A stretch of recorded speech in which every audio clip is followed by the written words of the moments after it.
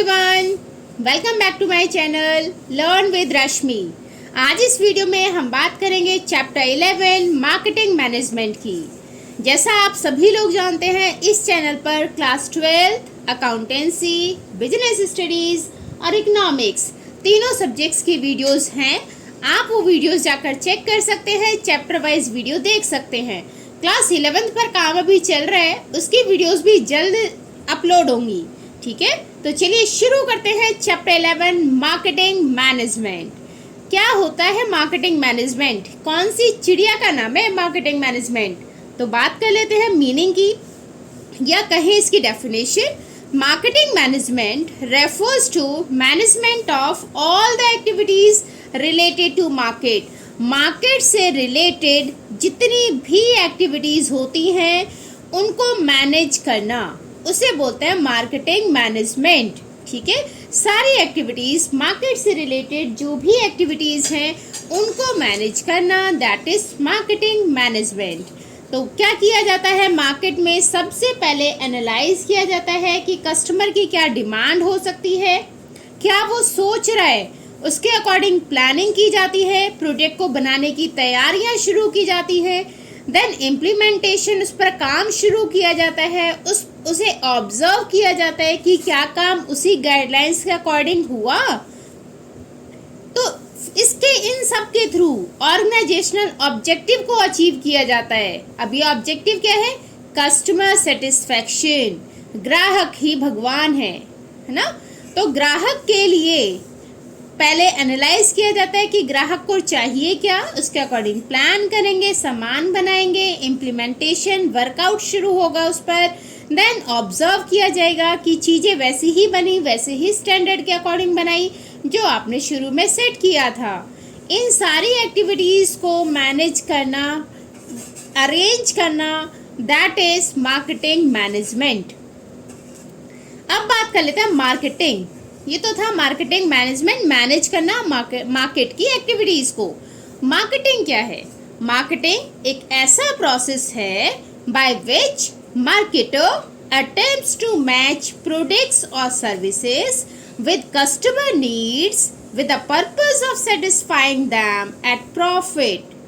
ठीक है, एक ऐसा प्रोसेस जिसमें कस्टमर नीड के अकॉर्डिंग प्रोडक्ट को मैच किया जाता है, बनाया जाता है, ताकि उसे मैक्सिमम सेटिस्फैक्शन मिले और उसके थ्रू हम प्रॉफिट अर्न करें।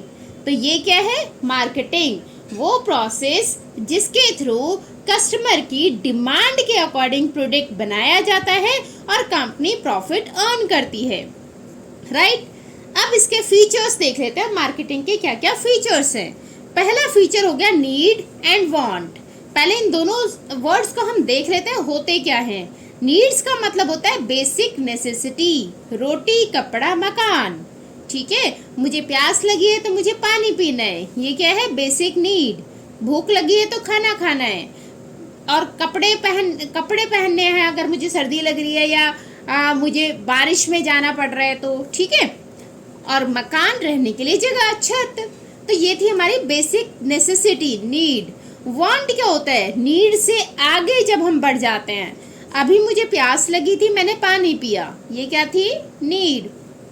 अब मुझे प्यास तो लगी है, मुझे कुछ पीना है लेकिन पानी नहीं, कुछ और चाहिए, चले कोल्ड ड्रिंक पी लेते हैं। तो ये क्या है? वांट, नीड से आगे। आगे आता है डिमांड।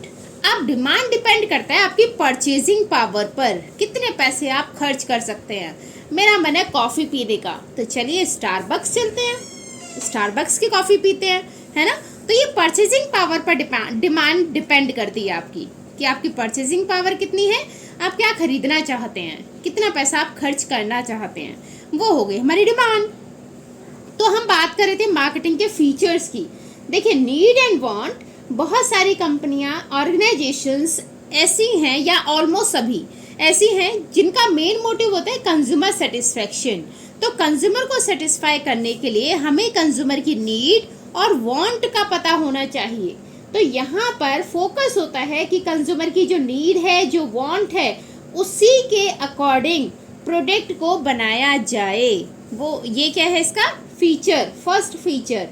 ठीक है, तो मार्केटिंग में कंज्यूमर को सेटिस्फाई करने की कोशिश की जाती है। Second, creating market offering, designing market offering create करना। मार्केट ऑफरिंग में क्या आ जाता है आपका, डिजाइनिंग द प्रोडक्ट को आप कैसे डिजाइन कर रहे हैं, ठीक है। तो कैसे डिजाइन कर रहे हैं आप प्रोडक्ट को, या प्रोडक्ट में कौन कौन से फीचर्स हैं, प्रोडक्ट की क्या शेप है, क्या साइज है, क्या कलर है, दैट इज मार्केट ऑफरिंग, ठीक है।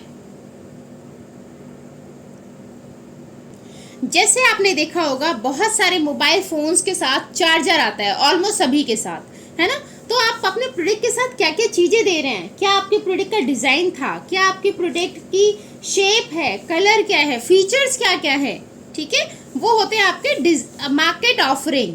तो मार्केट ऑफर करना, ठीक है। नेक्स्ट आ गया कस्टमर वैल्यू। अब देखिए हम जो भी प्रोडक्ट बना रहे हैं ऑब्वियसली वो कस्टमर के लिए बना रहे हैं, और कस्टमर उसे क्यों खरीदेगा, जब कस्टमर को यूटिलिटी मिलेगी, है ना। कस्टमर को कुछ फायदा होगा उससे।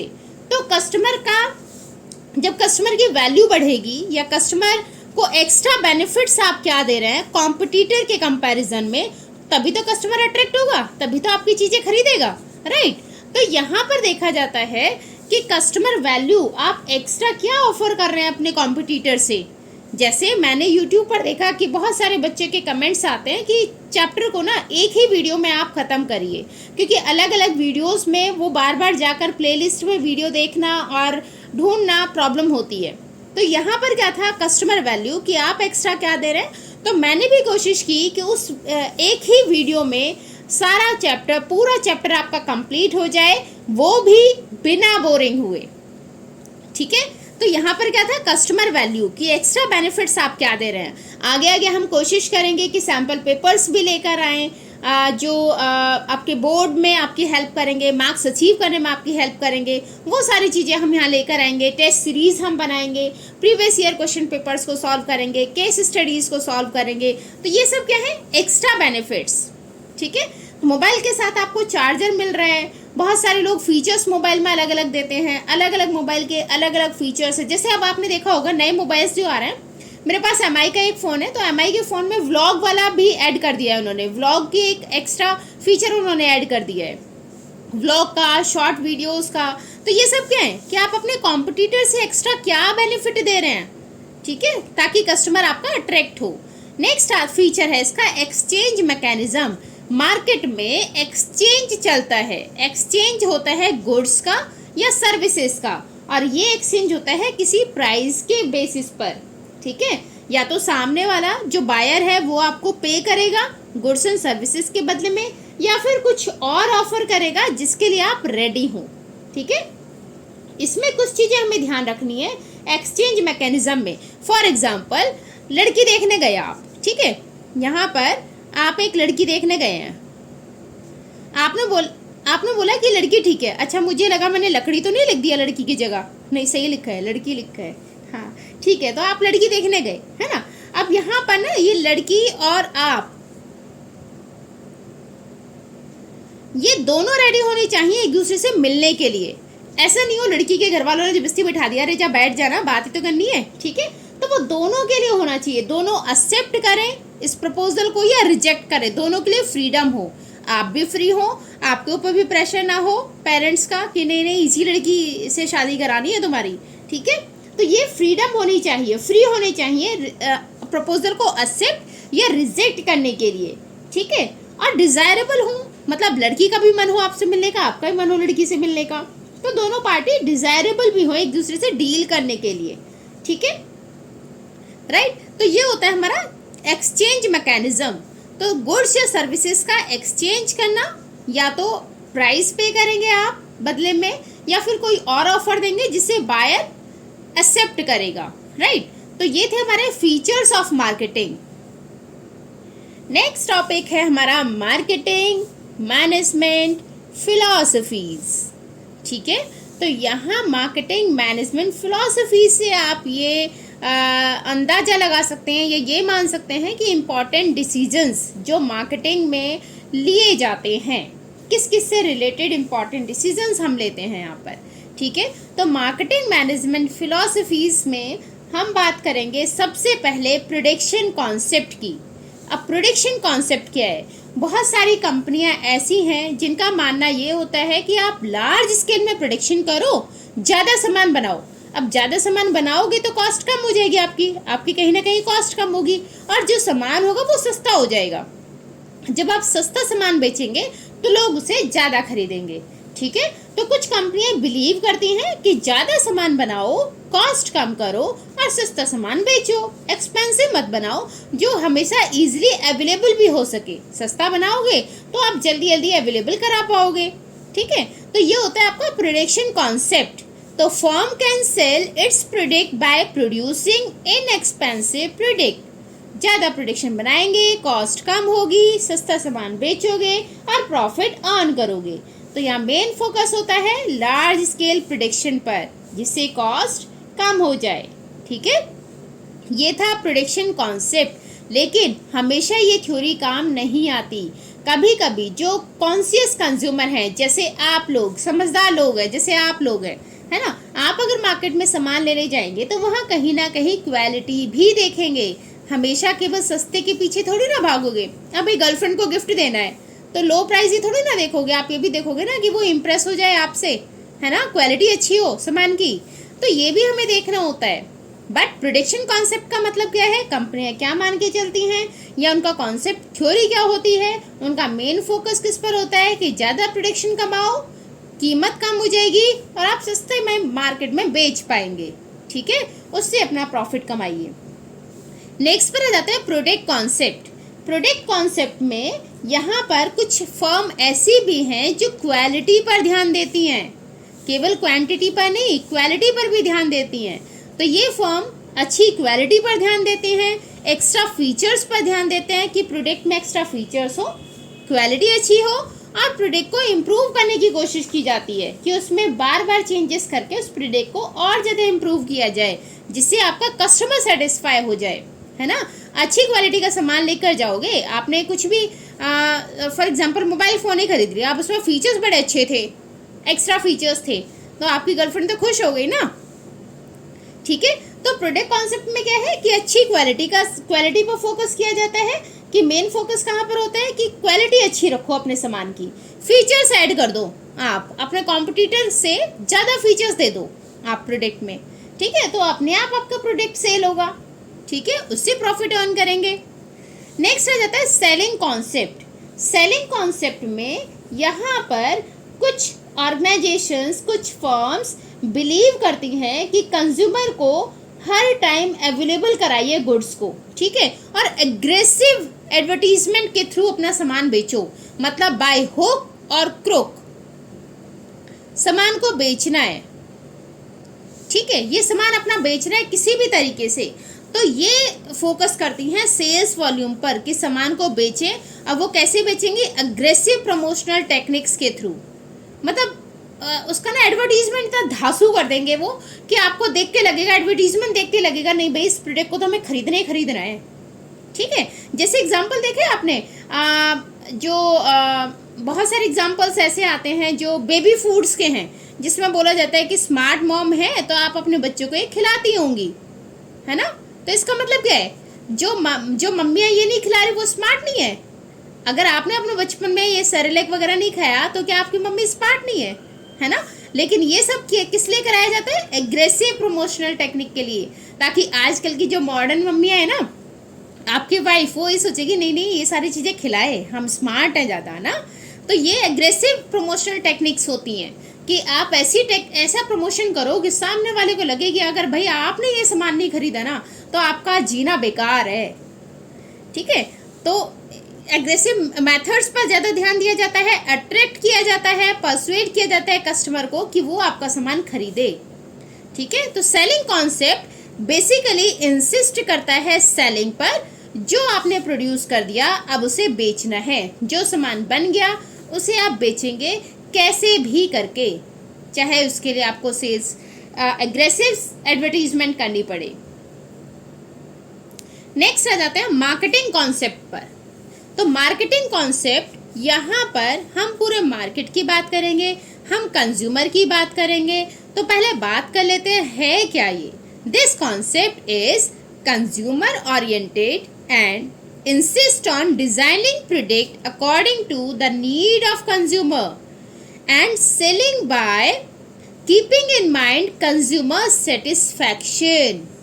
तो यहाँ पर ध्यान दिया जाता है इस कॉन्सेप्ट, मार्केटिंग कॉन्सेप्ट का मतलब है चीज़ें आप ऐसी बनाओ, ऐसा प्रोडक्ट डिज़ाइन करो जो कंज्यूमर की नीड से रिलेट करता हो, कंज्यूमर की ज़रूरत का सामान हो, ऐसा सामान आप बनाओ। और जब उसे आप सेल करो तो ये ध्यान रखो कि कंज्यूमर सेटिस्फाई हो आपके सामान से। तो ऐसा प्रोडक्ट बनाना जहाँ पर कस्टमर की नीड पूरी हो जाए और वो सेटिस्फाई हो जाए, उसे बोलते हैं मार्केटिंग कॉन्सेप्ट। तो मार्केटिंग कॉन्सेप्ट में आइडेंटिफाई किया जाता है नीड को, कंज्यूमर की नीड को, और उसे फुलफिल करने की कोशिश की जाती है। ठीक है, पूरा करने की कोशिश की जाती है। मेन फोकस होता है कंज्यूमर सेटिस्फैक्शन पर, कि आपका कंज्यूमर आपसे सेटिस्फाई रहे, आपके प्रोडक्ट से सेटिस्फाई रहे। ठीक है, ये था हमारा मार्केटिंग कॉन्सेप्ट। नेक्स्ट है सोसाइटल कॉन्सेप्ट। सोसाइटल कॉन्सेप्ट ना, इसका थोड़ा सा अपोज चला जाता है कंज्यूमर सेटिस्फैक्शन के। ठीक है, पहले पढ़ लेते हैं। This concept intends to include social goal with need satisfaction. ठीक है, सेटिस्फाई तो आप करेंगे, लेकिन उसके साथ आपको सोशल गोल्स को भी ध्यान में रखना है।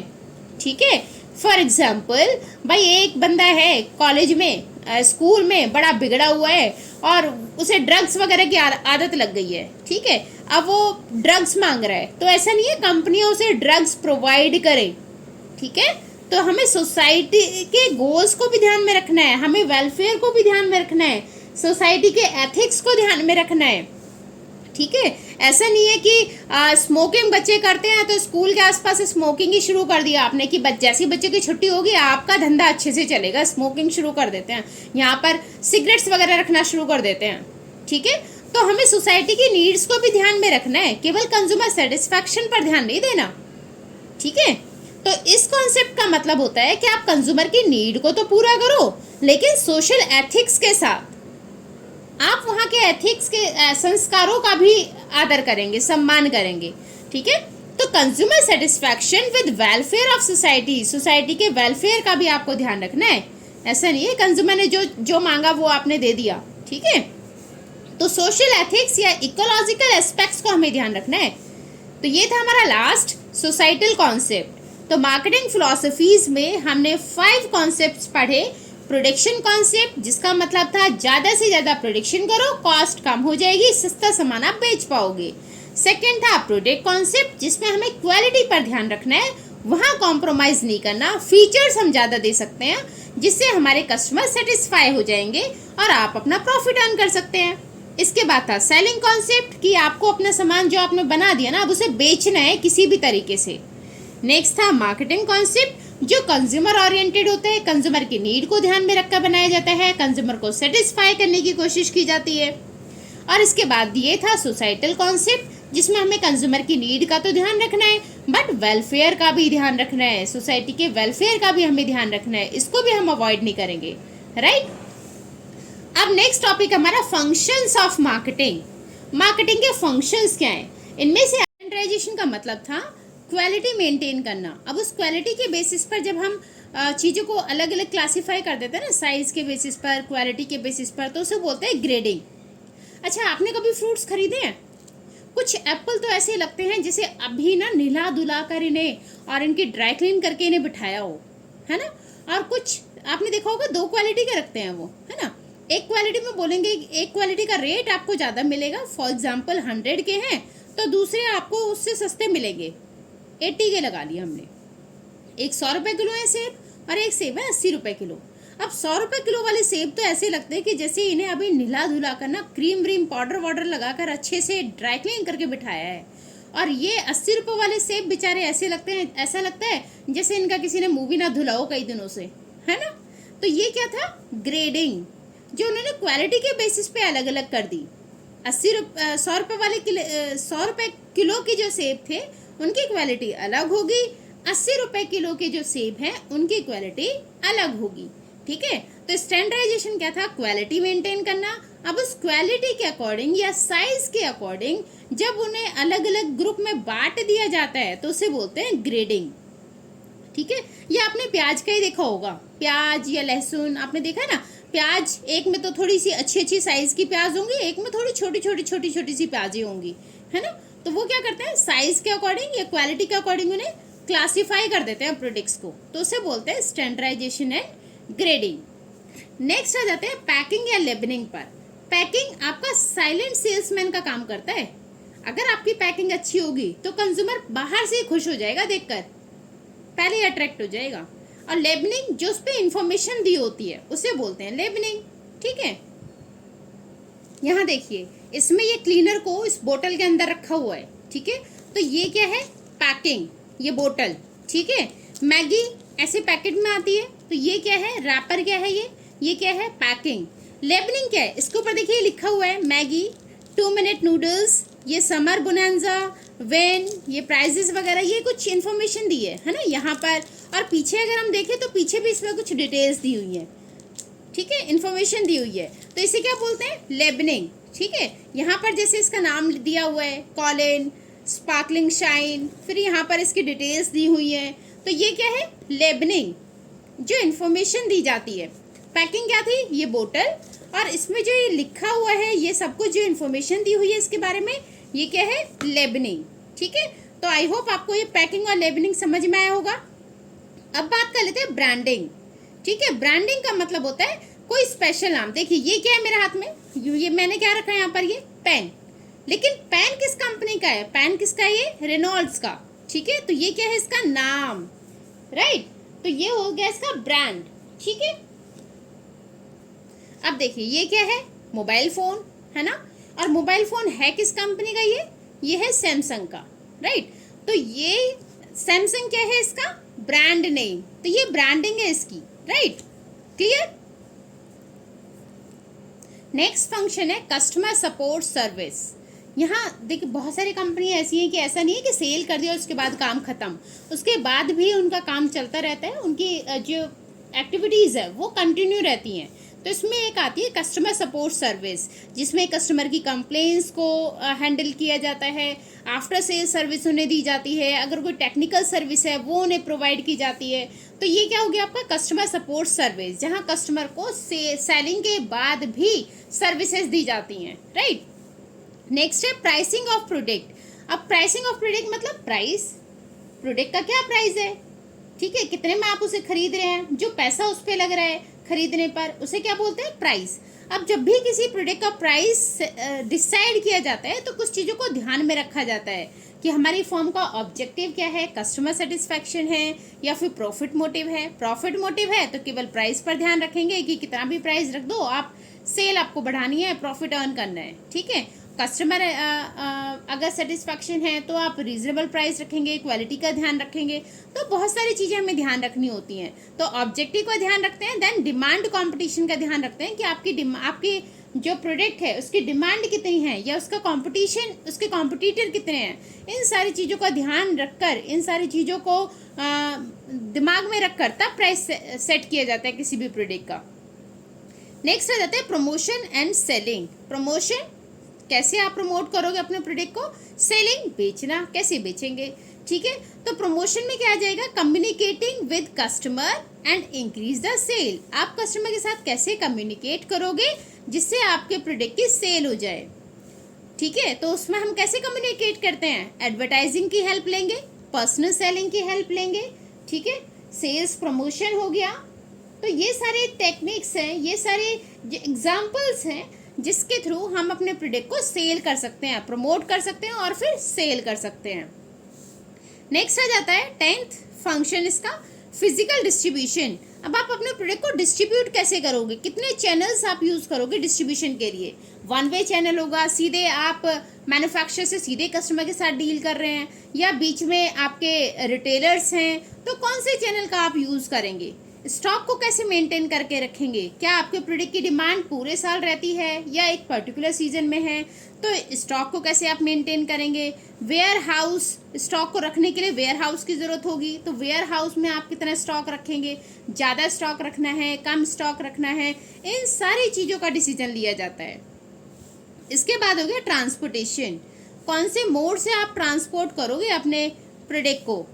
वाटर के थ्रू करना है, एयर के थ्रू ट्रांसपोर्ट करना है, लैंड ट्रांसपोर्ट की हेल्प लेनी है, कैसे आप अपने प्रोडक्ट को ट्रांसपोर्ट करेंगे? ठीक है, तो उसमें हमें बेस्ट ऑल्टरनेटिव देखना होता है जो आपके लिए ज़्यादा सुटेबल हो। उस ट्रांसपोर्ट को हम यहाँ चूज़ करते हैं ताकि आपका प्रोडक्ट कस्टमर तक आराम से पहुँच जाए। ठीक है, लास्ट फंक्शन होता है इसका स्टोरेज एंड वेयर हाउसिंग। अब यहाँ स्टोरेज और वेयर हाउसिंग का ध्यान रखा जाता है कि कैसे आप अपने प्रोडक्ट को स्टोर या वेयर हाउस मतलब स्टोर कैसे करके रखेंगे। देखिए ऐसा थोड़ी ना आज आपने प्रोडक्ट बना दिया और आज ही वो उसके पास तक चला गया, कस्टमर तक चला गया। हो सकता है उसे ट्रांसपोर्टेशन में टाइम लगे, हो सकता है आपके प्रोडक्ट की डिमांड अभी ना हुई हो, या आपको हमेशा रेडी अवेलेबल करना पड़े अपना प्रोडक्ट। ठीक है, तो वो कहाँ से कैसे आप उसे सेफ रखेंगे? अब ये तो नहीं मैंने अपने घर में ला के रख दिया, भाई मुझे मॉइस्चर से बचाना है अपने प्रोडक्ट को, इंसेक्ट से बचाना है, रोडेंट से, चोरों से, थेफ्ट से, इन सब चीज़ों से मुझे अपने प्रोडक्ट को बचाना है। तो मुझे किसकी ज़रूरत पड़ेगी? वेयर हाउसिंग की। ठीक है, जहाँ मेरे गुड्स सेफ रह सकें, फ्रेश रहें, जब तक कि उनकी डिमांड है मार्केट में, तब तक के लिए मेरे गुड्स सेफ भी रहें और फ्रेश भी रहे। ठीक है, उसके लिए हमें स्टोरेज की ज़रूरत पड़ती है और वेयर हाउसिंग जिसमें हमें सपोर्ट करता है। राइट, तो ये थे हमारे सारे फंक्शंस। किसी भी मार्केटिंग में कौन कौन से फंक्शंस होते हैं या रोल हम बोल सकते हैं, ये हमारे सारे फंक्शंस थे। आगे टॉपिक में बात करते हैं। नेक्स्ट टॉपिक है हमारा मार्केटिंग मिक्स। मार्केटिंग मिक्स का मतलब क्या है? Marketing mix refers to ingredient or tools or the variables which the marketer mixes in order to interact with a particular market। मतलब ऐसे tools या ऐसे variables या ऐसी information, ऐसे decisions जिनके थ्रू ये डिसाइड किया जाता है कि कस्टमर के साथ आप कैसे इंटरेक्ट करोगे, कस्टमर को आप क्या इन्फॉर्मेशन दोगे, क्या सर्विस दोगे, कौन से प्रोडक्ट आप डिज़ाइन करने वाले हैं, क्या पैक करोगे, क्या नाम रखोगे, कैसे उसे प्रमोट करोगे, इन सब से रिलेटेड डिसीजंस लिए जाते हैं, उसे बोलते हैं हम मार्केटिंग मिक्स। ठीक है, इसके एलिमेंट्स की अगर बात करें तो ये 4 P's हैं इसके एलिमेंट में। बहुत इंपॉर्टेंट है ये, एग्जाम में बहुत पूछा जाता है, आपके वाइवा में भी पूछा जाएगा और पेपर में भी आ जाता है। ठीक है, तो ध्यान रखना 4 P's का। तो एलिमेंट ऑफ मार्केटिंग मिक्स में हमारे 4 P होते हैं। First P product, price, then place, then promotion. ठीक है, तो ये 4 P हैं, इन 4 P के बारे में हमें पढ़ना है। तो फर्स्ट है आपका प्रोडक्ट मिक्स। प्रोडक्ट मिक्स में प्रोडक्ट से रिलेटेड डिसीजन लिए जाएंगे, जैसे प्रोडक्ट में आप क्या क्या फीचर्स देंगे, प्रोडक्ट की क्या क्या वैरायटीज़ होगी, उन चीज़ों को हम यहाँ ध्यान में रखेंगे प्रोडक्ट मिक्स में। ठीक है, तो क्या फीचर्स रहेंगे, क्या क्या उसकी वैरायटीज़ आप प्रोवाइड करोगे, ये होता है आपका प्रोडक्ट मिक्स। अगर मैं इसके कंपोनेंट्स की बात करूँ प्रोडक्ट मिक्स के, तो कंपोनेंट्स में सबसे पहले आता है ब्रांडिंग। ब्रांडिंग में हमने क्या पढ़ा था? ब्रांडिंग का मतलब होता है एक ऐसा प्रोसेस जिसमें कोई नाम, कोई सिंबल या डिज़ाइन आप सिलेक्ट करते हैं ताकि आपके प्रोडक्ट को आइडेंटिफाई किया जाए। तो कोई भी नाम, सिंबल या डिज़ाइन जिससे किसी प्रोडक्ट को आइडेंटिफाई किया जाता है उसे बोलते हैं ब्रांडिंग। ठीक है, तो नाम में किसी भी प्रोडक्ट का नाम आ जाता है। ठीक है, और सिंबल या डिज़ाइन में जैसे आपने देखा होगा ना, ऐसे करके बना होता है ना, ऐसे ये सिंबल है ना, किस प्रोडक्ट का है आप कमेंट बॉक्स में मुझे बताएंगे। ये सिंबल है, ये किस प्रोडक्ट का है आप मुझे बताएंगे। तो ये दोनों आप मुझे बताएंगे कि किसके सिंबल थे। ठीक है, सिंबल या डिज़ाइन जिससे आप प्रोडक्ट को आइडेंटिफाई करते हैं, ये किस में आता है आपका? ब्रांडिंग में। कोल्ड ड्रिंक भी देखा ना आपने, पेप्सी पर ऐसा बना होता है और ये नाइक का साइन है। ठीक है, नेक्स्ट आ जाते हैं, अब इससे रिलेटेड कुछ टर्म्स हैं। ब्रांड में नाम, सिंबल या डिज़ाइन आता है। ठीक है, नाम आ गया, सिंबल आ गया, डिज़ाइन आ गया। ब्रांड नेम में स्पेसिफिकली नाम जिसको आप बोलते हैं। ठीक है, जैसे इसको हम क्या बोलेंगे? पेप्सी। ठीक है, तो ये आपका क्या हो जाएगा? Brand name. पेप्सी की जो बोतल होती है, पेप्सी की जो आपकी कोल्ड ड्रिंक्स है, वो नाम आप पेप्सी नाम बोल रहे हैं, तो ये क्या है? Brand name. ब्रांड मार्क जिसको हम बोल नहीं सकते बट रिकग्नाइज कर सकते हैं। अभी हम बोल नहीं सकते हैं, राइट ही तो लगा हुआ है ये। ठीक है, लेकिन हम पहचान सकते हैं कि कौन सी ब्रांड है, कौन सी कंपनी है। तो ये क्या है? Brand mark. ट्रेडमार्क क्या होता है? ट्रेडमार्क होता है लीगल प्रोटेक्शन। एक लीगल प्रोटेक्शन ले लेना, ताकि आपके साइन को, आपके सिंबल को, आपके नाम को कोई और दूसरी ऑर्गेनाइजेशन यूज ना करे, उसे बोलते हैं ट्रेडमार्क। ठीक है, लीगली जब आप उसके राइट ले लेते हैं, ओनरशिप ले लेते हैं, ताकि कोई और फॉर्म उसको यूज ना करे, कॉपी ना करे, तो उसे बोलते हैं ट्रेडमार्क। ठीक है, अब बात कर लेते हैं ब्रांडिंग की फीचर्स या इसके एडवांटेजेस की। तो ब्रांडिंग के फीचर्स की हम बात कर लेते हैं। फर्स्ट फीचर है शॉर्ट एंड सिंपल। जब भी आप ब्रांड नेम बनाएं तो वो शॉर्ट होना चाहिए, सिंपल होना चाहिए। जैसे लर्न विद रश्मि, शॉर्ट भी है, सिंपल भी है। इजी टू प्रोनाउंस करने में इजी था ना, लर्न विद रश्मि कितना इजी है प्रोनाउंस करने में, तो इजी होना चाहिए प्रोनाउंस करने का। आप जो भी ब्रांड नेम रखें वो प्रोनाउंस करने में इजी हो। यूनिक एंड डिस्टिंक्टिव, यूनिक हो, सबसे अलग हो, और अलग पहचान उसकी अलग हो जाए, है ना, सबसे अलग दिखे वो। ठीक है, then meaning in other language, उसकी मीनिंग आप अदर लैंग्वेज में भी फाइंड आउट कर सकें, उसका मीनिंग भी हो दूसरी लैंग्वेजेस में, राइट। तो ये होते हैं हमारे फीचर्स। जैसे हम अगर नोवा का देखें, नोवा जो एम्बेसडर कार का जो ब्रांड नेम है नोवा, उसका मतलब होता है डस नॉट गो स्पेनिश में। ठीक है, नोवा का मतलब। तो ऐसे ही आपका जो भी ब्रांड नेम है उसकी मीनिंग दूसरी लैंग्वेज में भी होनी चाहिए, राइट। तो ये हो गए हमारे फीचर्स ब्रांडिंग के। एडवांटेज, फायदे क्या है इसके ब्रांड के? हेल्प्स इन डिफ्रेंशिएशन, भैया आप डिफ्रेंशिएट कर सकते हैं। मैं अगर मार्केट में जाऊंगी तो मैं बोल सकती हूँ कि मुझे कॉलिन चाहिए, ठीक है, तो आप डिफ्रेंशिएशन में हेल्प मिलती है हमें। देन हेल्प्स इन एडवर्टाइजिंग, कहीं ना कहीं वो अपने नाम का एडवर्टीजमेंट करता है। जैसे आपने देखा होगा मार्केट में अगर आप टूथपेस्ट लेने जाओ तो जनरली हम क्या बोलते हैं कि कॉलगेट दे दो, है ना, तो एडवर्टीजमेंट में हेल्प करता है, आपकी एडवर्टीजमेंट होती है इससे। देन आइडेंटिफिकेशन, पहचानने में आपका पहचानने में भी इजी रहता है। अगर आप नाम बता देंगे तो दुकानदार आपको सामान ला के दे देगा फटाफट। आप ये तो ना बोल सकते हैं कि भाई ऐसा सामान है, उसकी शेप ऐसी है, ऐसी वो वाला सामान दे दो, आपको नाम तो बताना पड़ेगा। तो ब्रांड नेम आपकी किसमें ब्रांडिंग हेल्प करता है? आइडेंटिफिकेशन में। एंश्योर क्वालिटी, क्वालिटी एंश्योर, आप किसी नाम से ना अगर आपने उसके प्रोडक्ट यूज करे हैं तो आप उसकी क्वालिटी से अवेयर हो जाते हैं, तो हमें क्वालिटी पता चल जाती है कि अच्छा इस कंपनी के प्रोडक्ट ना बहुत अच्छे हैं, ठीक है। स्टेटस सिंबल, स्टेटस को रिप्रेजेंट करता है। जैसे अगर आपके हाथ में आईफोन आ जाए, एप्पल का फोन आ जाए, तो बस स्टेटस सबसे पहले उसी का लगना है ना। एक तो अनबॉक्सिंग का लगाएंगे आप, फिर आप उससे सेल्फी लेंगे, उसका लगाएंगे। और सेल्फी भी कैसे लेते हैं आजकल? सेल्फी भी तो ऐसे लेते हैं, मैंने काफ़ी लोगों को देखा, वो एप्पल, खैर मुझसे बनेगा नहीं, ऐसे करके वो बना होता है, तो उसमें जो सेल्फी भी आप लेंगे तो वो सेल्फी में ये वाला साइज ज़रूर दिखना चाहिए, पता चले लोगों को एप्पल का है ना। Easy introduction of new product, कंपनियों को इजी होता है नए प्रोडक्ट को इंट्रोड्यूस करने में। जैसे अगर एप्पल कंपनी कोई नया प्रोडक्ट अगर लॉन्च करती है तो कस्टमर पहले से ही अवेयर है एप्पल के बारे में, उसकी ब्रांड के बारे में, तो उनके लिए इंट्रोड्यूस कराना, किसी नए प्रोडक्ट को लॉन्च करना ईजी हो जाता है किसी भी कंपनी के लिए। तो ये है हमारे advantages of branding. Next topic है पैकिंग या पैकेजिंग। पैकेजिंग का मतलब क्या था? कोई भी रैपर या कंटेनर या बैग जो प्रोडक्ट को, जिसमें आप प्रोडक्ट को रखते हैं, ठीक है, कंपनी प्रोडक्ट को आगे डिलीवर करती है, तो वो क्या था? पैकिंग, ठीक है। इसके लेवल्स की अगर हम बात करें तो इसके 3 लेवल्स होते हैं। फर्स्ट है प्राइमरी पैकेज। प्राइमरी पैकेज में इमीडिएट पैकिंग आ जाती है। फॉर एग्जांपल मेरे पास ये कॉलगेट है, ठीक है, इसे हम ओपन अगर करेंगे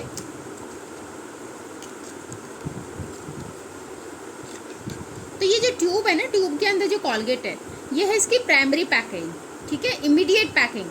इसके बाद सीधे आप प्रोडक्ट को ना यूज़ करेंगे, राइट। तो ये जो पैकिंग है, this is primary packing. Next आ जाता है सेकेंडरी पैकेज। सेकेंडरी पैकेज, जब मैंने ये कॉलगेट खरीदा था तो मुझे इस तरीके से मिला ये, ठीक है, इस पैकिंग में मिला। तो ये जो पैकिंग थी ना, इसका ये वाला कवर, ये है सेकेंडरी पैकिंग, जिसे जब हम प्रोडक्ट यूज़ करते हैं तो फेंक देते हैं। मैं इसे संभाल के तो ना रखूँगी, मैं इसे फेंक दूँगी, और मुझे क्या रखना है? केवल ये रखना है, टूथपेस्ट रखना है, और इससे हम यूज़ करेंगे कॉलगेट को, राइट, ठीक है। तो ये था हमारा सेकेंडरी पैकेज। नेक्स्ट होता है ट्रांसपोर्टेशन पैकिंग।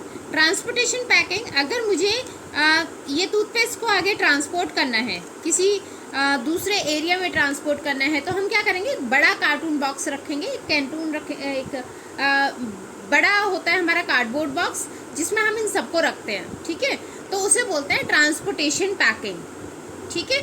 तो ये किस लिए यूज़ किया जाता है? ट्रांसपोर्ट करने के लिए यूज़ किया जाता है। जब आप गुड्स को ट्रांसपोर्ट करेंगे एक जगह से दूसरी जगह पर, तो जो आप पैकिंग यूज़ कर रहे हैं वो होती है आपकी ट्रांसपोर्टेशन पैकिंग। फंक्शंस अगर हम बात करें पैकिंग के फंक्शंस की, तो पहला फंक्शन है प्रोटेक्शन। ये प्रोडक्ट को प्रोटेक्ट करता है ना। अब सपोज पानी आ रहा है बोतल में, अगर मैं बोतल में ना रखूँ तो पानी को कैसे आप होल्ड करेंगे? तो प्रोटेक्ट करता है। और अगर हम दूध को ऐसे ही रख दें, ऐसे ही सेल करें ओपनली, तो वो ख़राब हो जाएगा, है ना। तो हमें उसकी पैकिंग करनी होगी जिससे वो हम उसे प्रोटेक्ट कर सकें, सामान को तोड़ने फोड़ने से बचने के लिए, ख़राब होने से बचने के लिए। तो प्रोटेक्शन करता है आपका ये पैकिंग। सेकेंड है आइडेंटिफिकेशन। कभी कभी बहुत सारे प्रोडक्ट ऐसे हैं जो केवल आप पैकिंग के थ्रू ही पहचान लेते हैं। जैसे मैंने आपको एग्जांपल में दिखाई थी ये कॉलिन की बोतल, हम ये दूर से पहचान लेंगे कि ये कॉलिन है, ठीक है। तो ये क्या होता है? आइडेंटिफिकेशन, पहचान का एक काम करता है आपका पैकिंग। Then convenience. आप अगर सामान को इधर से उधर ले जाने की सोच रहे हैं या सामान को लेकर जा रहे हैं, तो कन्वीनियंस होता है प्रोडक्ट को यूज़ करना और प्रोडक्ट को इधर से उधर ट्रांसपोर्ट करना, ठीक है, शिफ्ट करना ईजी होता है। प्रमोशन, कहीं ना कहीं ये अपने पैकिंग आपके प्रोडक्ट का प्रमोशन करती है, आपके प्रोडक्ट को प्रमोट करती है। जितनी ज़्यादा अच्छी या अट्रैक्टिव पैकिंग होगी उतना ज़्यादा लोग उससे इंसिस्ट होते हैं खरीदने के लिए, ठीक है। नेक्स्ट होता है राइजिंग स्टैंडर्ड। स्टैंडर्ड आपका बढ़ाती है पैकिंग। अगर आप पैकिंग अच्छी करेंगे तो आपकी जो प्रोडक्ट है उसकी डिमांड बढ़ेगी, लोग उसे ज़्यादा खरीदेंगे। तो पैकिंग भी कभी कभी आपका सेल्स प्रमोशन का काम कर देती है। अगर पैकिंग अच्छी की आपने तो लोग सामान ज़्यादा खरीदेंगे। पैकिंग आपकी ख़राब है तो चाहे सामान आपका कितना अच्छा हो, लोग उसे कम कंसिडर करेंगे, ठीक है। तो स्टैंडर्ड एक बढ़ जाता है प्रोडक्ट का। देन प्रोडक्ट डिफरेंशिएशन, आपके प्रोडक्ट को दूसरे प्रोडक्ट से डिफरेंशिएट करने में भी पैकिंग हेल्प करती है। जैसे आपकी जैसे मैं किटकैट का एग्जांपल लूँ, उसका जो रैपर होता है वो रेड कलर का होता है। डेयरी मिल्क की बात करूँ तो ब्लू कलर का होता है। तो ये कलर अलग अलग करके क्या होता है, प्रोडक्ट को डिफरेंशिएट किया जाता है, ठीक है। तो पैकिंग हेल्प करती है प्रोडक्ट को डिफरेंशिएट करने में, अलग करने में। देन इनोवेशनल अपॉर्चुनिटीज़ आ जाती हैं। जो कंपनी पैकिंग पर ध्यान देती है वो नए नए इनोवेट करती रहती हैं। जैसे अगर मैं आज के टाइम की बात करूँ तो पहले दूध को 4-5 दिन तक रखना पॉसिबल नहीं होता था, लेकिन आजकल की जो पैकिंग आती है वो टेट्रा पैक जो आ रही है, उससे आप दूध को 4 से 5 दिनों तक सेव करके रख सकते हैं, ठीक है। तो ये क्या है, इनोवेशनल अपॉर्चुनिटीज़ है। Then self service outlet. आप मॉल में गए हो सामान खरीदने के लिए, तो आपको दूर से पता चल जाता है ना कि इस एरिया में कौन सा सामान रखा है, इस एरिया में कौन सा सामान रखा है। ऐसा नहीं है कि आप केवल टाइटल पढ़कर आगे बढ़ते हैं कि अच्छा यहाँ पर आपको सर्फ मिलेगा, यहाँ पर आपको बिस्किट्स मिलेंगे। हम क्या करते हैं, हम पैकिंग से ही समझ जाते हैं कि यहाँ बिस्किट्स मिलेंगे आपको या फिर कॉम्प्लेन वगैरह मिलेगा, हम पैकिंग से समझ लेते हैं। तो सेल्फ सर्विस आउटलेट में आपकी हेल्प करता है। जहाँ हमें सेल्फ सर्विस करनी होती है वहाँ हम अपने आप जाके इस सामान को दूर से देखकर आइडेंटिफाई कर लेते हैं कि ये हमारा सामान है, ये हमें खरीदना है, ठीक है। तो ये थे फंक्शंस पैकिंग के। प्रोटेक्ट करती है, आइडेंटिफिकेशन में हेल्प करती है प्रोडक्ट को, कन्वीनियंट है, आप शिफ्ट कर सकते हैं अपने प्रोडक्ट को एक जगह से दूसरी जगह पर, प्रमोट करने में हेल्प करती है, आपके प्रोडक्ट का प्रमोशन करती है, स्टैंडर्ड बढ़ाती है। जितनी अच्छी पैकिंग उतना अच्छा स्टैंडर्ड। प्रोडक्ट को डिफ्रेंशिएट करने में हेल्प करती है। जैसे मैंने एग्जांपल लिया था चॉकलेट्स का, कुछ चॉकलेट्स की पैकिंग ब्लू कलर में आती है, कुछ चॉकलेट्स की पैकिंग रेड कलर में आती है, तो डिफ्रेंशिएट करती है। इनोवेटिव अपॉर्चुनिटी, दूध 4 से 5 दिन तक आप सेव करके रख सकते हैं। सेल्फ सर्विस आउटलेट, जहां आपको सेल्फ सर्विस है वहां पर आप अपने प्रोडक्ट को अच्छे से आइडेंटिफाई कर सकते हैं, ठीक है। तो फंक्शंस पढ़ लिए। अब नेक्स्ट टॉपिक है हमारा लेबलिंग। अब लेबलिंग की बात करते हैं। लेबलिंग में हमने कल भी बात की थी। लेबलिंग का मतलब क्या है, जो इन्फॉर्मेशन प्रोडक्ट पर दी जा रही है, तो एक कैरियर होता है इन्फॉर्मेशन का। लेबलिंग क्या है, labelling is a carrier of information, जो इन्फॉर्मेशन को लेकर चलते हैं। अब यहाँ पर देखिए सारे इन्फॉर्मेशन दी हुई है ना, सब दिया हुआ है इसमें, सारी इन्फॉर्मेशन दी हुई है। तो ये क्या है, ये है इसकी लेबलिंग। नाम भी दिया हुआ है, ब्रांड नेम भी दिया हुआ है, प्लस उसके साथ बाकी इन्फॉर्मेशन भी दी हुई है इसमें, है ना, कि कैसे आप इसे यूज़ करेंगे या क्यों आपके टीथ के लिए ज़्यादा अच्छा है, राइट। तो ये क्या है, सारी चीज़ें इन्फॉर्मेशन क्या है आपकी लेबलिंग का काम करती हैं। फंक्शंस की अगर मैं बात करूँ, लेबलिंग के क्या क्या फंक्शंस होते हैं या क्या क्या फीचर्स हैं, तो फर्स्ट है डिस्क्राइब द प्रोडक्ट। आपके प्रोडक्ट को डिस्क्राइब करता है लेबलिंग। आपकी लेबलिंग से पता चल जाता है कि आपका प्रोडक्ट कैसा है या क्या क्या इंग्रेडिएंट यूज़ किए हुए हैं। ठीक है। हेल्प्स इन ग्रेडिंग, ग्रेडिंग में हेल्प करता है। अब जैसे मैंने आपको ये दिखाया कोलगेट, ये छोटा पैक है, इसमें बड़ा पैक भी आता है ना, तो ग्रेडिंग में हेल्प करता है लेबलिंग, राइट। अब यहाँ से हमें पता चल गया कि ये 10 रुपीज़ का है। बड़ा वाला लेंगे, उस पर बड़े का रेट लिखा होगा, बड़े का प्राइस लिखा होगा, वेट लिखा होगा, तो ग्रेडिंग में हेल्प करता है। प्रमोट सेल, सेल्स प्रमोशन में हेल्प करती है ग्रेडिंग। लेबलिंग आपकी सेल्स, क्योंकि आप जितना अच्छा लेबलिंग करोगे, जैसे इसमें यहाँ पे बाहर ही काफ़ी सारी इन्फॉर्मेशन इसमें बाहर दे दी है ना, तो लेबलिंग आपकी जितनी अट्रैक्टिव होगी उतना कंज्यूमर आपके प्रोडक्ट को ज़्यादा खरीदेगा। Providing information required by law, और यहाँ पर जो लॉ के थ्रू, जो हमारे लॉ रूल्स के अकॉर्डिंग जो इन्फॉर्मेशन रिक्वायर्ड है, ज़रूरी है, वो सारी इन्फॉर्मेशन दी जाती है। जैसे अगर मैं आपको सिगरेट का पैकेट दिखाऊं, या आपने सिगरेट का पैकेट देखा होगा, तो उस पर वार्निंग लिखी होती है कि this is injurious to health, है ना, हेल्थ के लिए हानिकारक है। तो जो इन्फॉर्मेशन रिक्वायर्ड होती है लॉ के थ्रू, वो सारी इन्फॉर्मेशन लेबलिंग प्रोवाइड करता है। देन आइडेंटिफाई द प्रोडक्ट, आप प्रोडक्ट को आइडेंटिफाई करोगे। भाई ये यहाँ पे ये कोलगेट अलग अलग टूथपेस्ट रखे हैं, तो मुझे बाहर से पता चल गया ना, कोलगेट लिखा हुआ है इस पर, ये क्या है, लेबलिंग का पार्ट है, तो हमें यहीं से पता चल गया कि ये कोलगेट है, तो आइडेंटिफाई करने में हेल्प करता है, right. Next topic, price mix. Price mix मतलब प्राइस से रिलेटेड डिसीजंस लेना। तो अब प्राइस मिक्स के बारे में हम बात करेंगे। तो डिसीजंस किस किस चीज़ से रिलेटेड लिए जाते हैं, कौन कौन से डिसीजंस होते हैं जो यहाँ पर लिए जाते हैं।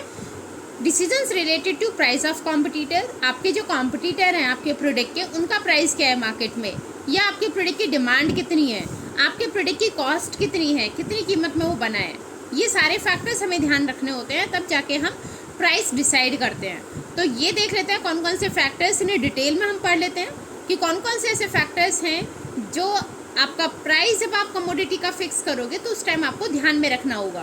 First, pricing objective.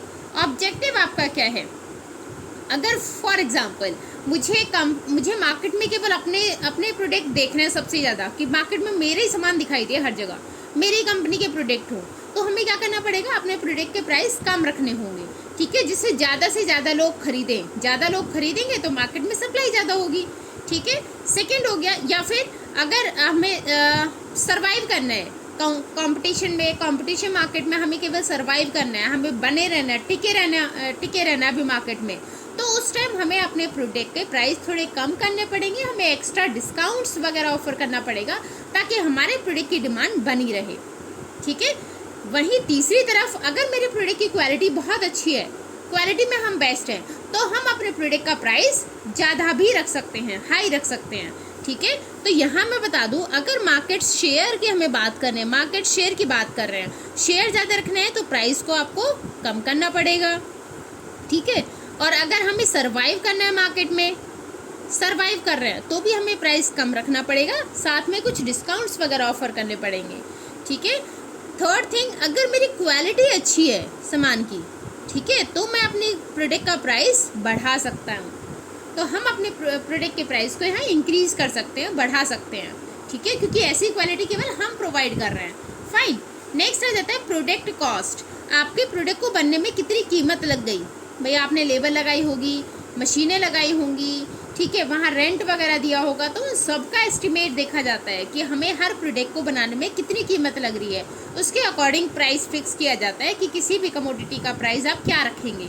Then extent of competition in market. अगर मार्केट में कंपटीशन बढ़ रहा है तो आपको अपने कॉम्पिटिटर के प्राइस का ध्यान रखना पड़ेगा। अगर आपके कॉम्पिटिटर ने प्राइस कम कर दिया है तो कहीं ना कहीं आपको भी कम करना पड़ेगा, वरना डिमांड आपके प्रोडक्ट की कम हो जाएगी, ठीक है। देन आ जाता है कस्टमर्स डिमांड एंड यूटिलिटी।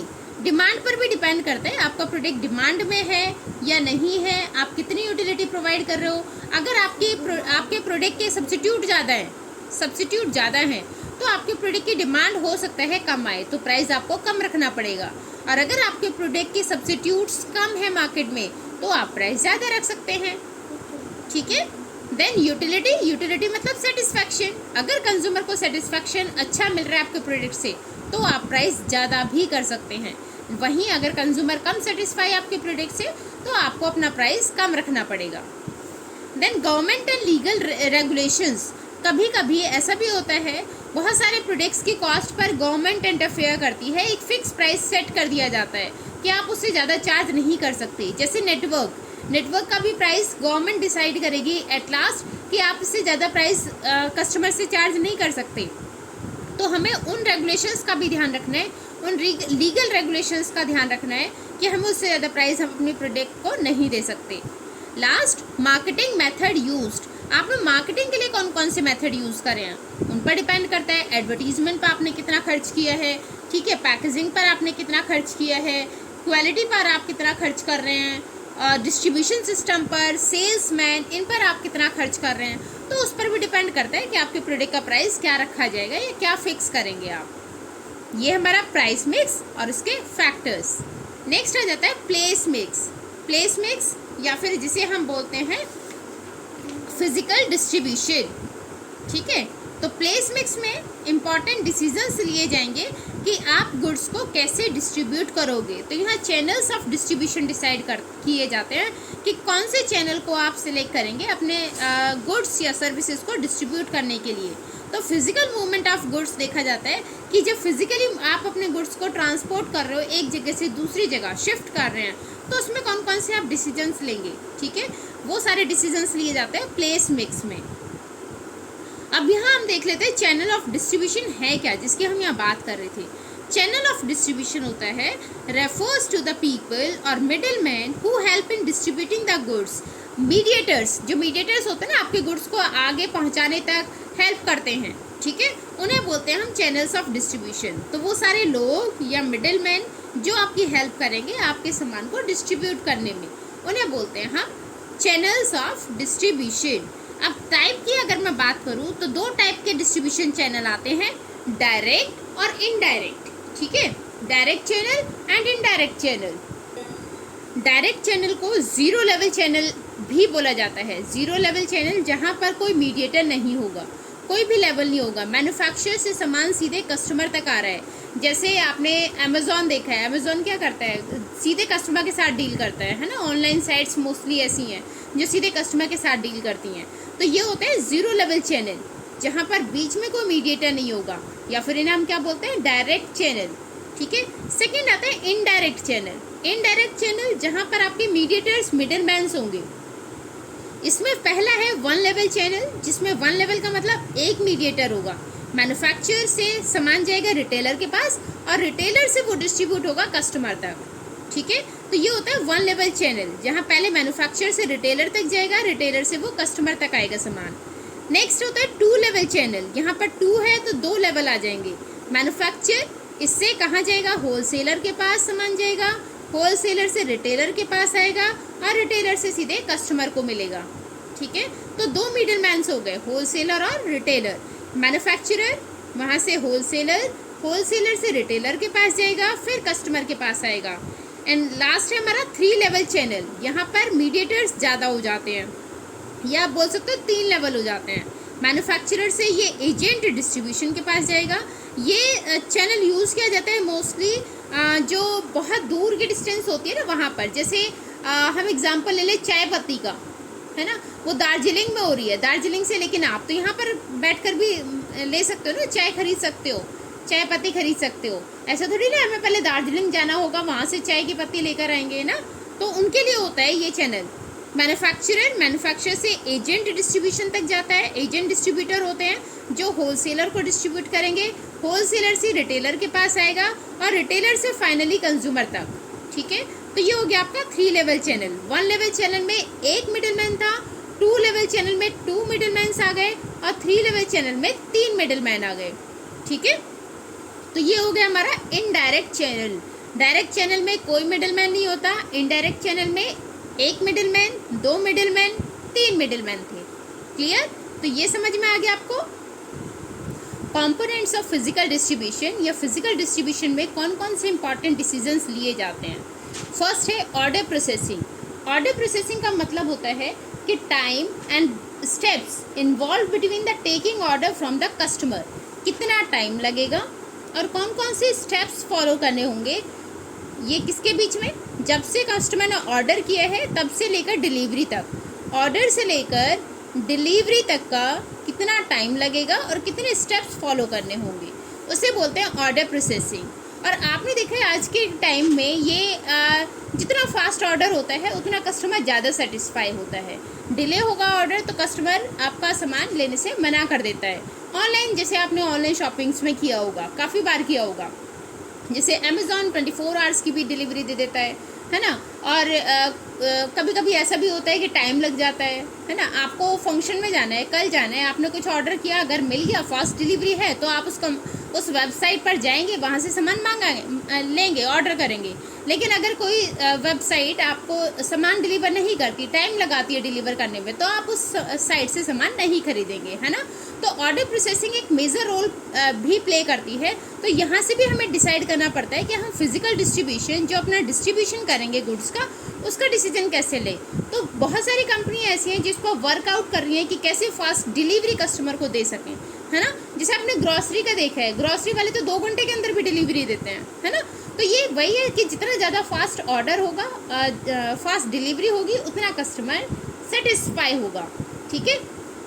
और डिसीजन किससे रिलेटेड लिया जाता है? Transportation.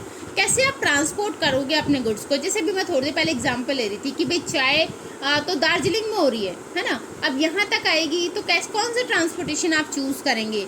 Air transport, water transport या लैंड ट्रांसपोर्ट? कौन सा ट्रांसपोर्ट हम चूज़ करेंगे, है ना। इन्हें एनालाइज किया जाता है, फिर बेस्ट को सेलेक्ट किया जाता है, ताकि अपने गुड्स को आप किसी मोड के थ्रू ट्रांसपोर्ट करा पाएँ आगे। और ये ट्रांसपोर्टेशन आपके प्रोडक्ट की कॉस्ट बढ़ा देता है, इसकी कॉस्ट बढ़ा देता है।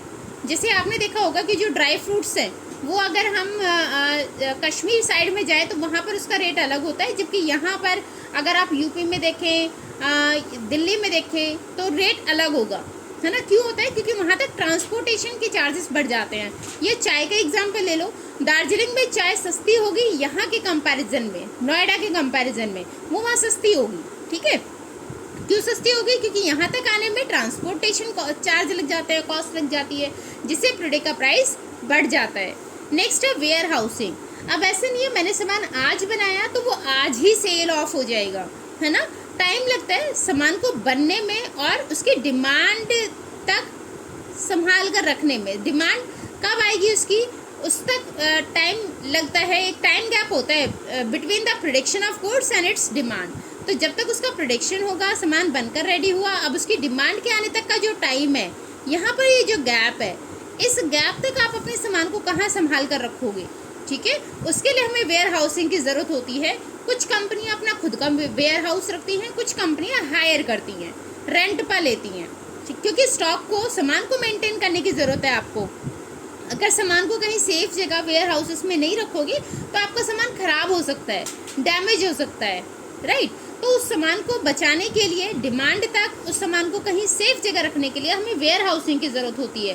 तो इससे रिलेटेड डिसीजंस लिए जाते हैं कि कंपनी अपना वेयर हाउस बनाएगी या रेंट पर लेगी, कितना स्टॉक उसे मेंटेन करके रखना होगा वेयर हाउस में, ठीक है। नेक्स्ट आ जाता है इन्वेंट्री। इन्वेंट्री का मतलब होता है maintenance of stock of goods. Goods का स्टॉक मेंटेन करके रखना, उसे बोलते हैं इन्वेंट्री, ठीक है। ये भी हमें ज़रूरत होती है स्टॉक को मेंटेन करने की, क्योंकि डिमांड आपकी चलती रहती है ना। जैसे वेयर हाउसिंग में क्या था, कुछ प्रोडक्ट ऐसे होते हैं जिनकी डिमांड पूरे ईयर चलती है। जैसे क्रॉप्स है, इनकी दाल, रोटी, चावल, है ना, अनाज, गेहूँ, ये सब इनकी डिमांड क्या होती है, मैंने एक ही चीज़ को कई फॉर्म में बोल दी है।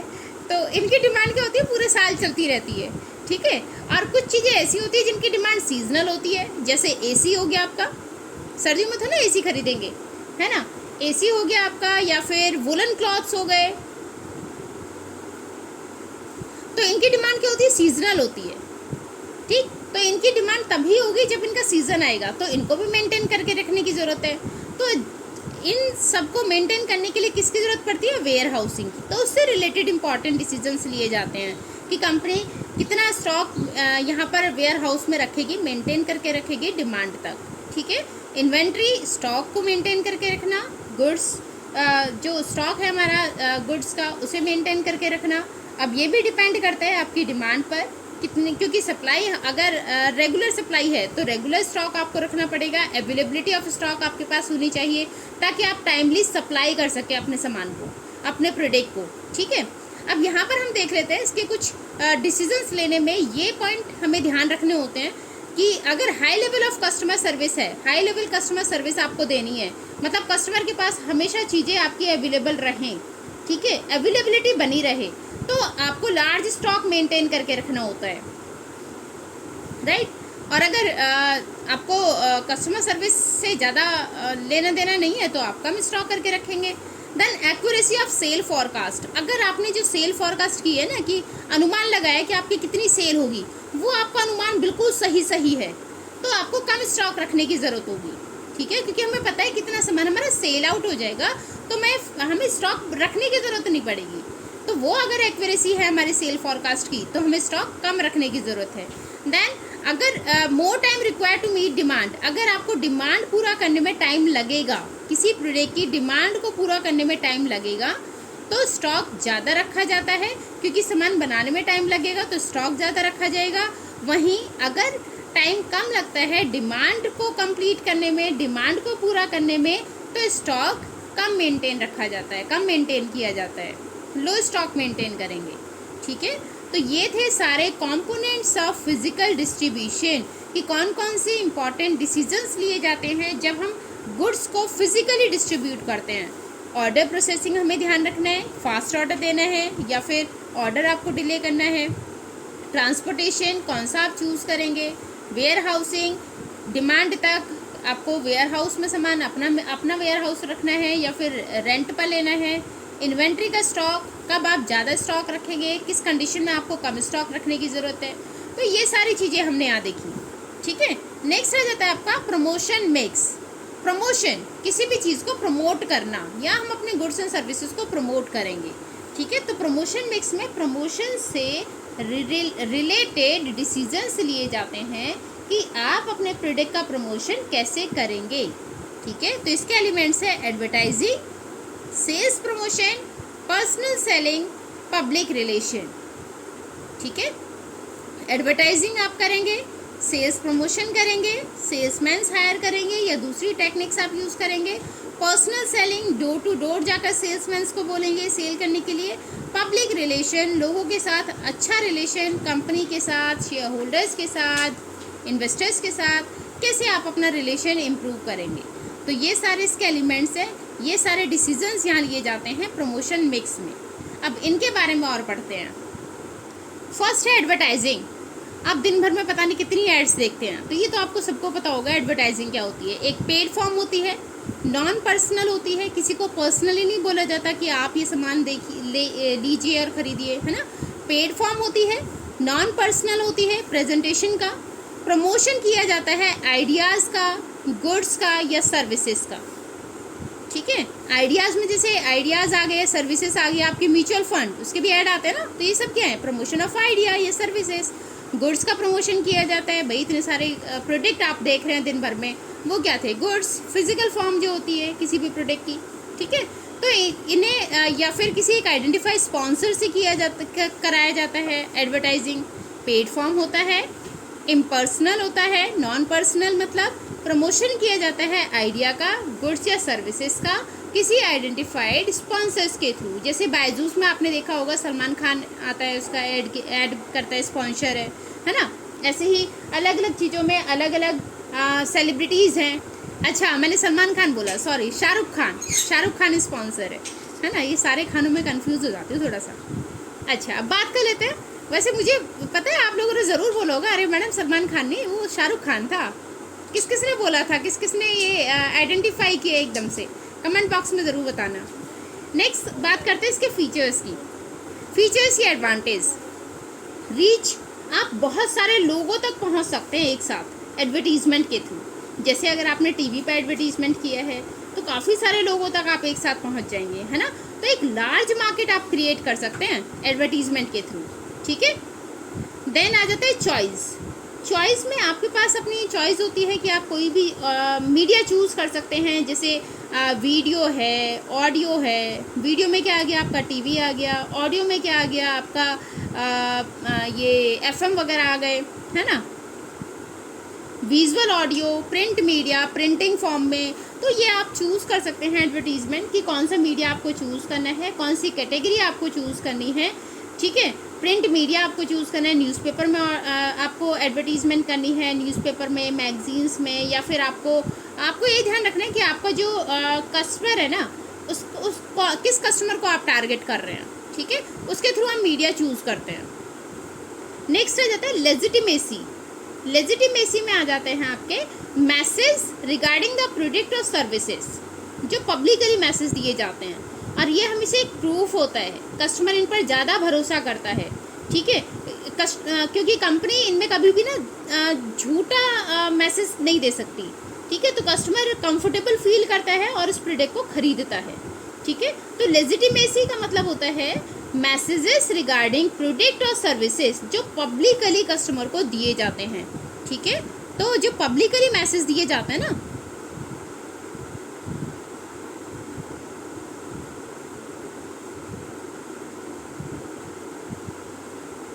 वो होते हैं आपके लेजिटिमेसी। इन पे कस्टमर ज़्यादा भरोसा करते हैं और उस प्रोडक्ट को ज़्यादा खरीदता है, ठीक है। नेक्स्ट आ गया आपका एक्सप्रेसिवनेस।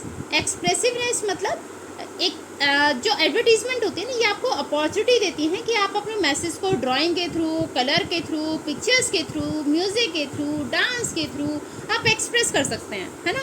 जैसे आपने देखा होगा, अगर किसी को डांस एकेडमी का एडवर्टीजमेंट करता है तो वो 2 बच्चे खड़ा कर देगा डांस करते हुए डांस फॉर्म में, तो आपको पता चल जाएगा अच्छा डांस एकेडमी का कोई एडवर्टीजमेंट है।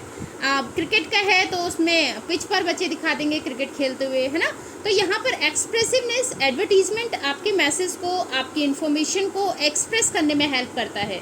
आप ड्राइंग के थ्रू, कलर्स के थ्रू, पिक्चर्स के थ्रू, म्यूजिक, डांस के थ्रू अपने मैसेज को एक्सप्रेस कर सकते हैं, ठीक है। तो अलग अलग टेक्निक्स हैं, उनमें से आप सिलेक्ट कर सकते हैं जो टेक्निक आपको सुटेबल लगे। नेक्स्ट आता है इकोनॉमी।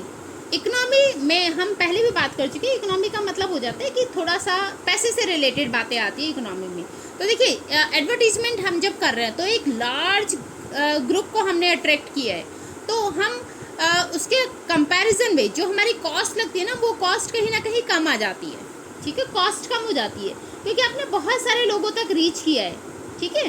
तो वो अगर हम उस कैलकुलेट को पर कस्टमर कैलकुलेट करें, पर कस्टमर, तो वो जो कॉस्ट आएगी आपकी वो बहुत कम होती है, ठीक है। Next, enhancing customer satisfaction and confidence. तो एडवर्टीजमेंट के थ्रू आप कस्टमर्स को अट्रैक्ट एडवर्टीजमेंट हेल्प करता है कस्टमर्स को अट्रैक्ट करने में, कस्टमर्स को सेटिस्फाई करने में, ठीक है। तो ये हमारे थे फीचर्स एडवर्टाइजिंग के। एक पेड फॉर्म होती है, नॉन पर्सनल होती है, जिसके थ्रू आप अपने आइडियाज़ को, अपने गुड्स को, अपनी सर्विसेज को आप प्रेजेंट कर सकते हो किसी आइडेंटिफाइड स्पॉन्सर्स के through. Features, reach, global reach है, आप कहीं तक भी अपने एडवर्टीजमेंट को पहुंचा सकते हो, किसी भी दुनिया के किसी भी कोने में अपने प्रोडक्ट को पहुंचा सकते हो एडवर्टीजमेंट के थ्रू। चॉइस आपके पास अलग अलग होती है, आपको वीडियो और एडवर्टीजमेंट करनी है, ऑडियो करनी है, ऑडियो विजुअल करनी है, वो आपके पास चॉइस होती है। इसमें लेजिटिमेसी, अगर आप पब्लिकली किसी मैसेज को ट्रांसफ़र कर रहे हैं, कस्टमर तक पहुंचा रहे हैं, डिलीवर कर रहे हैं, तो वहाँ से कस्टमर का ट्रस्ट ज़्यादा होता है ऐसे प्रोडक्ट पर, वो उन्हें ज़्यादा खरीदते हैं। एक्सप्रेस कर सकते हैं आप अपने मैसेज को, अपने प्रोडक्ट को ड्राइंग के थ्रू, कलर के थ्रू, पिक्चर्स के थ्रू, म्यूज़िक के थ्रू, डांस के थ्रू। सस्ता होता है अगर हम कैलकुलेट करें पर कस्टमर, तो ये सस्ता होता है। इन कस्टमर सेटिस्फैक्शन में आपकी हेल्प करता है, कस्टमर को अट्रैक्ट करने में एडवर्टीजमेंट हेल्प करती है। तो ये थे इसके फीचर्स। नेक्स्ट बात कर लेते हैं सेल्स प्रमोशन। सेल को कैसे आप प्रमोट करेंगे, तो वो हो गया आपका sales promotion. Sales promotion refers to short term use of incentive or other promotional activities that stimulate the customer to buy the product। एक शॉर्ट टर्म इंसेंटिव होता है जिससे आप अपने प्रोडक्ट को प्रमोट करते हैं और कस्टमर को इंसिस्ट करते हैं कि वो आपका प्रोडक्ट खरीदे। कस्टमर को अट्रैक्ट किया जाता है, कन्विंस किया जाता है कि वो आपके प्रोडक्ट को खरीदे। ठीक है। एडवांटेजेस इसका क्या क्या होते हैं? शॉर्ट एंड इमीडिएट इफेक्ट होता है। ठीक है। तो advantage short and immediate effect कैसे होगा? आपने डिस्काउंट दे दिया, सेल ऑफर कर दी, तो उससे क्या होता है? शॉर्ट टर्म की इंसेंटिव्स होती है जो इमीडिएट इफेक्ट दिखाती हैं, आपकी सेल्स इंक्रीज करने में हेल्प करती हैं। सेल्स क्लियरेंस, अगर आपके पास स्टॉक था तो आप उसको क्लियर कर सकते हो आराम से इन ऑफर्स के थ्रू, इन इंसेंटिव्स के थ्रू। आपने डिस्काउंट दे दिया, आपने सेल ऑफर कर दी। ठीक है। आपने extra by one get one free, ये सारे ऑप्शंस दे दिए। ठीक है। तो ये सारे क्या थे? सेल्स प्रमोशन टूल्स हैं। By one get one free, discount आप देखते हैं, डिस्काउंट्स कंपनी ऑफर करती हैं, कैशबैक ऑफर करती हैं। तो ये सब क्या है? सेल्स प्रमोशनल टूल है। ठीक है। Helps to win over competitor, आप अपने कॉम्पिटिटर से जीत सकते हो अगर आप सेल्स प्रमोशनल टूल को यूज़ करते हैं। तो अगर मेरे पास स्टॉक रखा है, मैं डिस्काउंट से उसे निकाल सकती हूँ, डिस्काउंट से उसे क्लियर कर सकते हैं हम। ठीक है। हम सेल ऑफर कर सकते हैं, हम by one get one free कर सकते हैं, हम कैशबैक का ऑफर दे सकते हैं। तो ये सब क्या था? आपका सेल्स प्रमोशन में आते हैं ये सारी चीज़ें। ठीक है। नेक्स्ट आ जाता है पर्सनल सेलिंग। पर्सनल मतलब पर्सनली जाकर सेल करना। ठीक है। तो मीन्स सेलिंग पर्सनली, पर्सनली जाकर सेल कर रहे हो आप, उसे हम बोलते हैं पर्सनल सेलिंग। यहाँ फेस टू फेस इंटरेक्शन होता है। आपने कभी कभी देखा होगा कि बहुत सारी कंपनियां आपने प्रोडक्ट को जब लॉन्च करती हैं तो वो डेमो प्रोडक्ट भेजती है। गांव में भी आ जाता है कभी कभी। आपने देखा होगा रास्ते में भी लोग बेचते हुए चलते हैं कि डेमो प्रोडक्ट है, आपको इसमें मिक्सी मिलेगी, प्रेशर कुकर मिलेगा, स्क्रैच करेंगे कार्ड तो, और एक सैंपल देते हैं वो किसी कंपनी के प्रोडक्ट का, है ना। तो वो क्या था? Personal selling. ये सब होता है पर्सनल सेलिंग।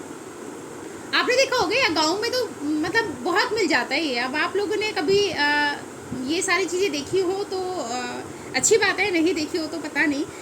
ऐसे होता है कि गांव में लोग आ जाते हैं सामान ले लेकर और वो बोलते हैं कि ये कंपनी की तरफ से हमारे पास स्क्रैच कार्ड है, अगर आप ये खरीदेंगे तो स्क्रैच करिए और साथ में गिफ्ट मिलेगा।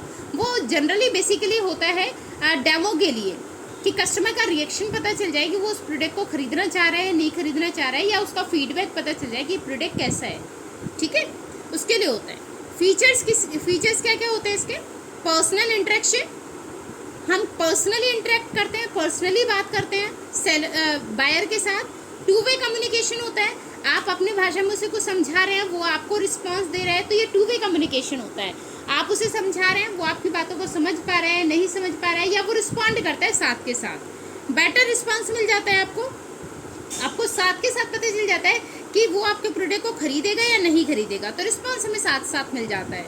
ठीक है। रिलेशनशिप, एक बॉन्डिंग अच्छी बन जाती है आपकी बायर्स के साथ, क्योंकि हम पर्सनली इंटरेक्ट करते हैं। ठीक है। तो फेस टू फेस इंटरेक्शन होता है तो एक रिलेशनशिप बन जाती है।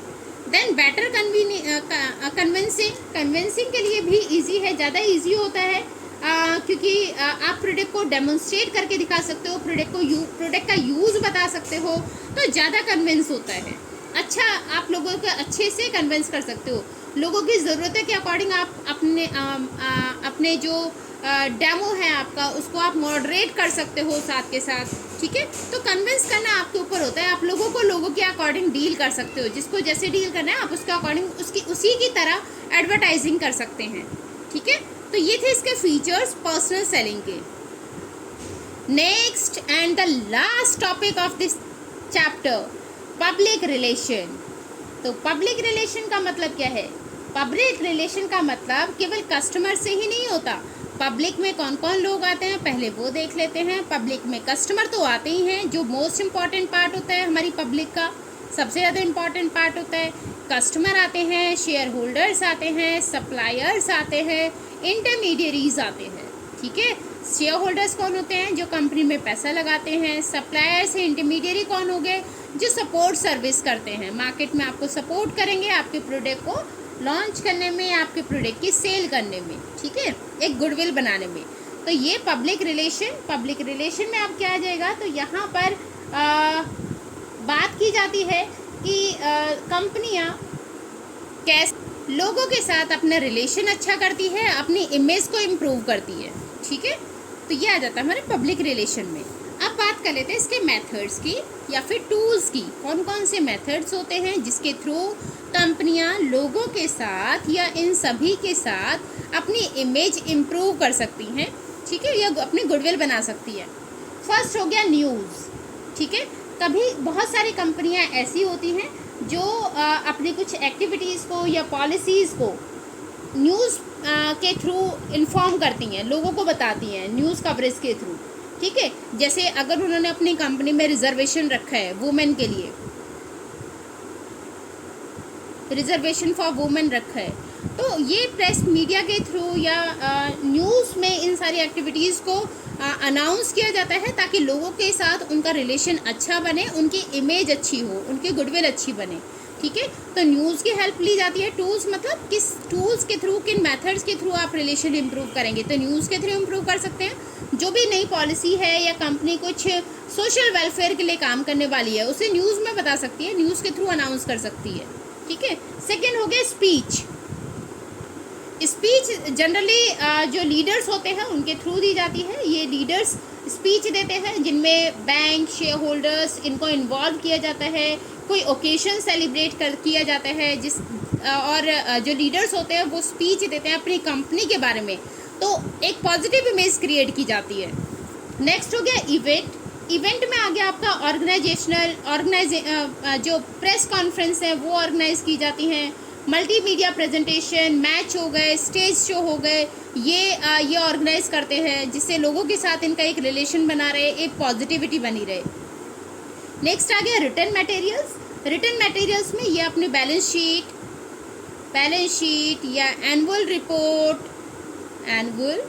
रिपोर्ट्स या जो डॉक्यूमेंट्स हैं वो सर्कुलेट करते रहते हैं लोगों के साथ, ठीक है, लोगों के साथ शेयर करते रहते हैं जिससे इनकी इमेज इम्प्रूव होगी और गुडविल इनकी बनेगी, है ना। नेक्स्ट हो गया पब्लिक सर्विस एक्टिविटीज़। कुछ पब्लिक सर्विस एक्टिविटीज़ में भी ये लोग इन्वॉल्व होते रहते हैं। जो ऑर्गेनाइजेशंस हैं वो अपने आप को इन्वॉल्व करती हैं सोशल सर्विस प्रोजेक्ट्स में, जैसे वुमेन वेलफेयर, वुमेन एम्पावरमेंट हो गया, वुमेन एम्पावरमेंट, ठीक है, ये चैरिटी शो हो गए, चैरिटी शोज हो गए, या फिर आपका प्लांटिंग ट्रीज हो गए, प्लांटेशन हो गया, प्लांटेशन, कॉलेजेस, हॉस्पिटल्स। तो इन सारी एक्टिविटीज़ में जो बड़ी बड़ी ऑर्गेनाइजेशंस हैं वो इन्वॉल्व होती रहती हैं, वो ये सारी चीज़ें बनवाती रहती हैं, या ये जो सोशल सर्विस एक्टिविटीज़ होती हैं उनमें पार्टिसिपेट करती हैं ताकि लोगों के माइंड में इनकी एक पॉजिटिव इमेज क्रिएट हो और इनकी गुडविल बिल्डअप हो, ठीक है।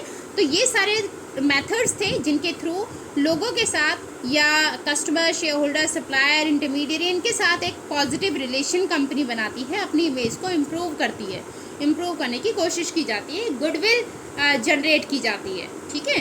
न्यूज़ के थ्रू, स्पीच के थ्रू, इवेंट्स के थ्रू, रिटन मटेरियल्स के थ्रू या पब्लिक सर्विस एक्टिविटीज़ के थ्रू, तो इनमें कंपनी पार्टिसिपेट करती है और अपनी इमेज को इम्प्रूव करती है।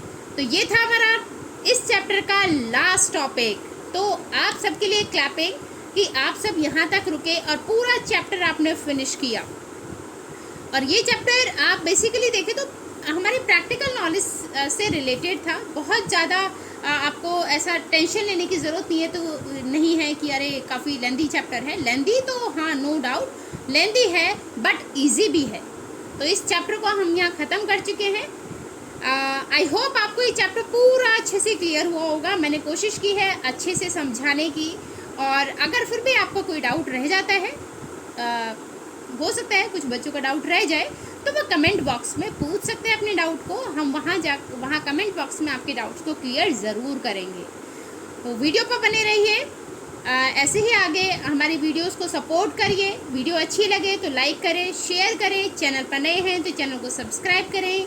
मिलेंगे नेक्स्ट वीडियो में नेक्स्ट टॉपिक के साथ। तब तक अपना ध्यान रखिए, अपनी फैमिली का ध्यान रखिए। Bye bye.